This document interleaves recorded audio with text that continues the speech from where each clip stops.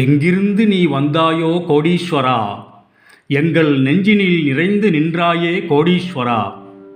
நிதம் எங்கள் நினைவுகள் உந்தன் அருளலையில் சங்கமம் கோடீஸ்வரா. இது எங்கள் ஆன்ம கீதம் அன்பே கோடீஸ்வரா.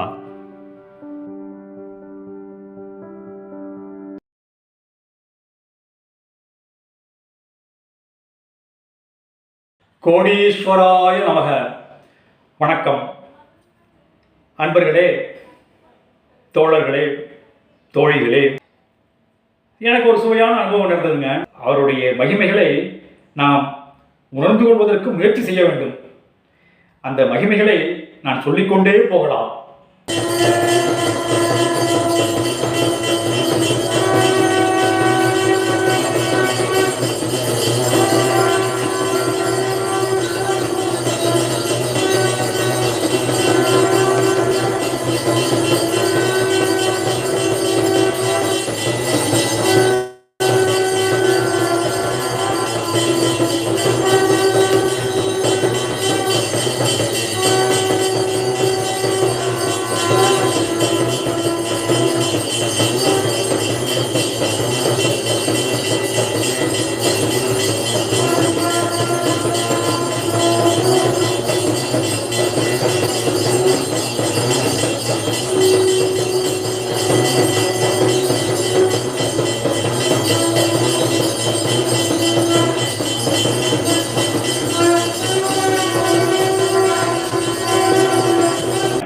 எனக்கு ஏற்பட்ட ஒரு சுவையான அனுபவங்க. அது 2010 பிப்ரவரி அல்லது மார்ச் மாதமாக இருக்கலாம்னு நினைக்கிறேன். நைட்டு ஒரு 7:30 அல்லது 7:30லேருந்து 8 மணிக்குள்ளே இருக்கும். நான் மற்றும் ஒரு சின்ன கூட்டம் இருந்ததுங்க. அதில் ஆண்கள் இருக்காங்க, பெண்கள் இருக்காங்க. மொத்தம் ஒரு 30 பேர் இருந்திருப்போம்னு நினைக்கிறேன். அவர் எங்களை பார்த்து ஒரு குறிப்பிட்ட இடத்துல அது அந்த மோகன் தோட்டம் ஏரியா, அந்த பகுதி தாங்க.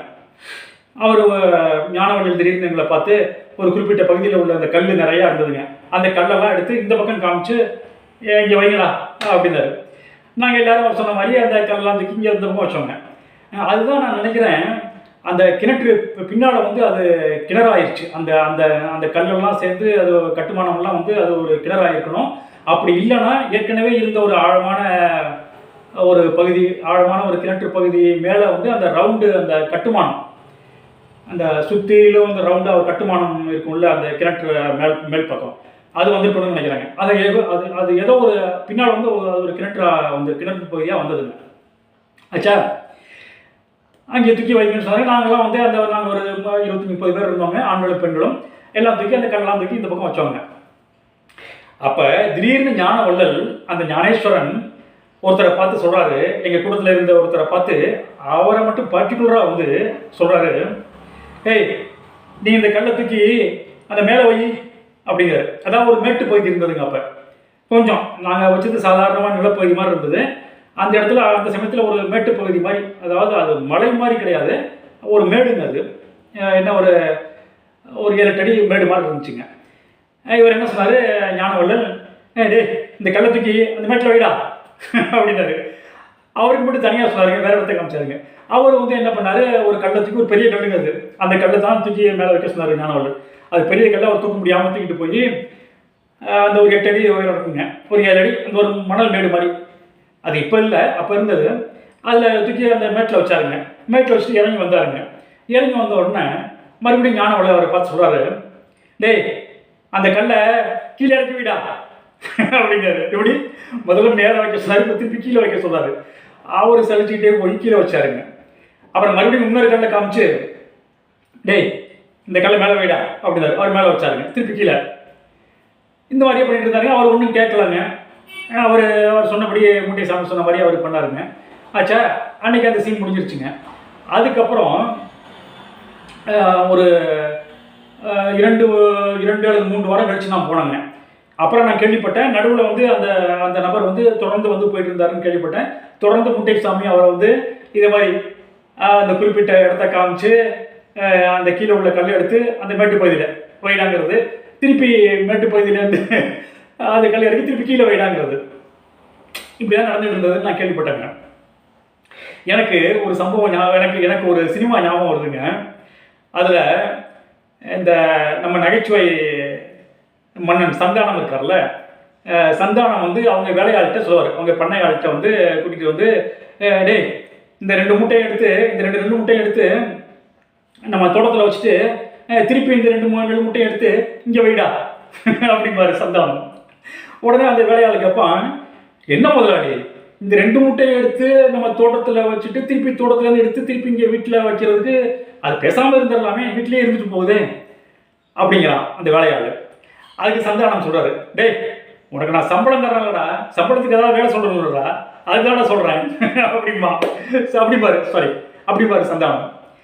ஆச்சா, எனக்கு அந்த சீன் ஞாபகம் வருதுங்க.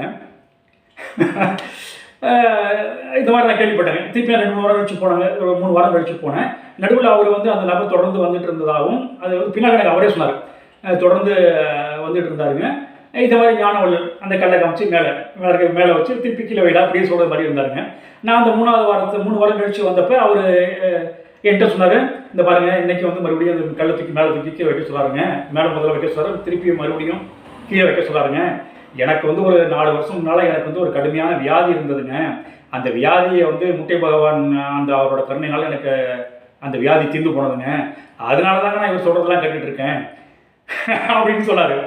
நான் சொன்னேன், ஐயா மூட்டை பகவான் சொல்கிறாருன்னா அவர் வந்து நம்மளை மாதிரி பொழுது போகாமல் சொல்கிறது இல்லை, அதில் ஏதோ காரணம் இருக்கும் அப்படின்னு சொன்னாங்க. சரி நம்ம விதி போடுறதுக்கு அவர் சொல்கிறத கேட்கணும் அப்படின்னு ஒரு சளிச்சுக்கிட்டே போய் கல்ல மேலே இங்கேயே வச்சுட்டு இருந்தாருங்க.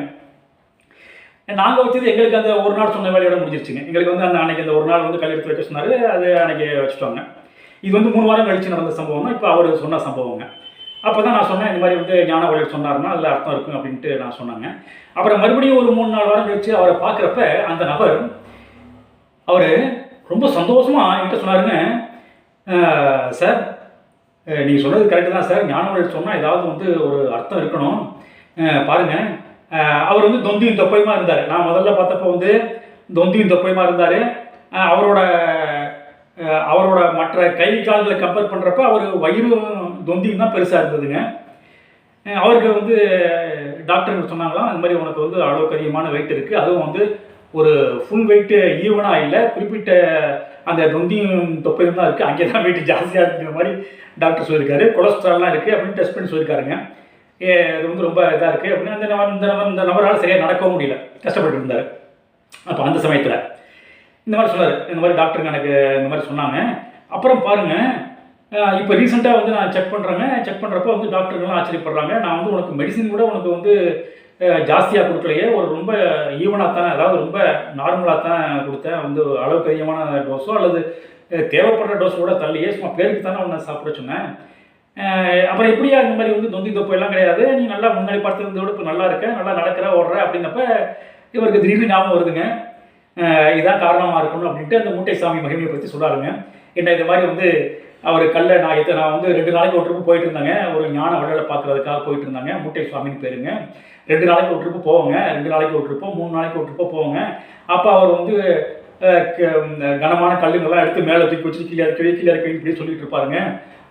எனக்கு வந்து வேர்த்து உருத்து போயிருங்க. எனக்கு இப்போ தானே தெரியுது, அந்த சம்பவங்கள் நடந்து முடிஞ்சப்பெல்லாம் எனக்கு வந்து அப்படியே எனக்கு வந்து அப்போ வேலை செய்கிறப்ப எனக்கு அசதியாக இருந்தாலும் திருப்பி வீட்டுக்கு வர்றப்ப எனக்கு வந்து அது ஒரு இன்பமாக இருக்குங்க. ஏன்னா உடம்புல கொஞ்சம் கொஞ்சமாக நார்மலாக வந்துட்டு இருந்ததுங்க. இப்போ தாங்க அது கண்கூடா தெரியுது நீங்கள் சொன்ன உடனே அப்படின்ட்டு இந்த டாக்டர்கிட்ட சொன்னாராங்க. அப்படின்ட்டு இந்த ஒரு வந்து நண்பர் என்கிட்ட சொன்னாருங்க.